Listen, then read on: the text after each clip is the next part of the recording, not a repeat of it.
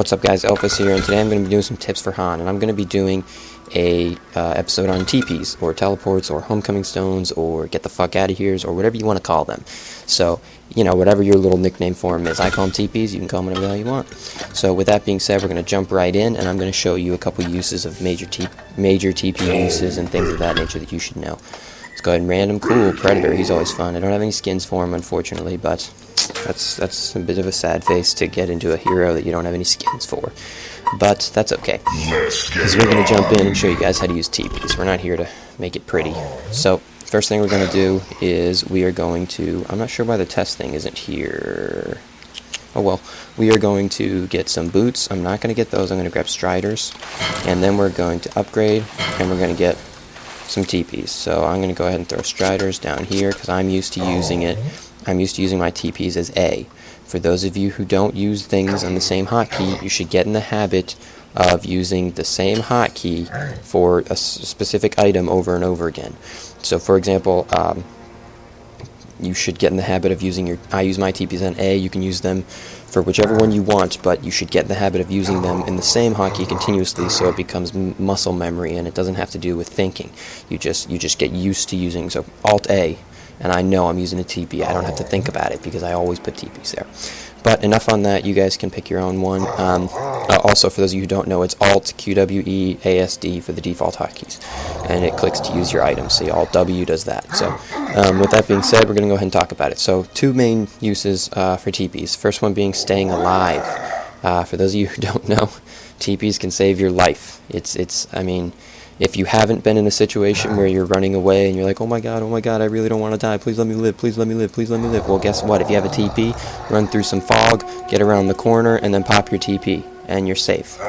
And usually, not always, but usually you can get away, because even when they come around the corner and see you, it will take them a minute to, realize, oh, he's teleporting, I need to stun. And even if it doesn't, the vast majority of skills have cast times, so that also helps with the delay. But pretty much no player is instant. Some players can, predict that you're going to use a TP, and they will. They'll throw a stun just in case. But, it's usually a good idea to try and wait until the enemy team's stun has been used up to try and use your TP. Or is on, by that I mean is on cooldown, not necessarily, obviously they're not going to be on cooldown forever, but, so for example, Ra, his stun, wait until he blows it on you, Andromeda, especially point stuns, but, because AoE stuns, they're usually dodgeable, so even if he does throw it, it'll cancel your TP if you move, but that's okay. So, with that being said, a couple things you should note. TPs can be interrupted, as I've just mentioned. Stuns will do it, physical or magical. There are ways to avoid it for obvious reasons, like, oh, it's a good thing I got Predator. For example, Predator has an ability that makes him magic immune.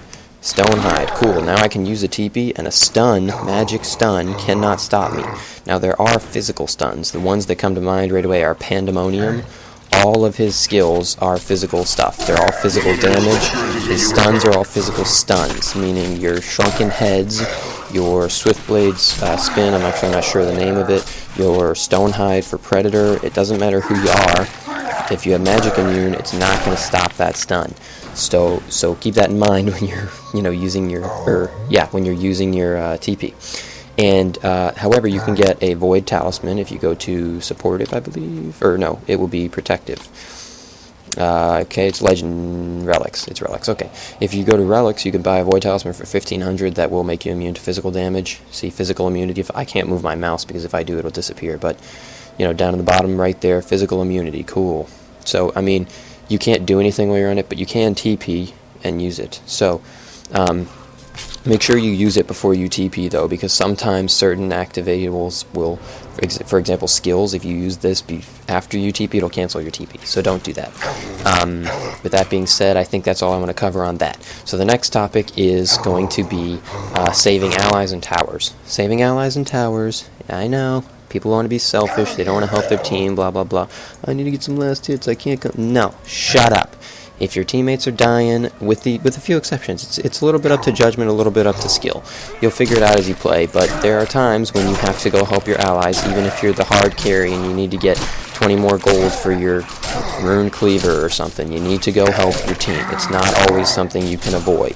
So, for example, if your team's getting raped on top in a 4v5, you need to go help them. You cannot just let all 4 of them die so you can get your rune cleaver. It doesn't work that way. Okay, it's not going to get the game won. Even if you get that rune cleaver, cool, you just handed your team, the enemy team 5, 6, 7,000 gold, depending on, you know, what they killed. You know, if it's just teammates, it's a little bit different. If you get some towers on top of that, it's a little bit different.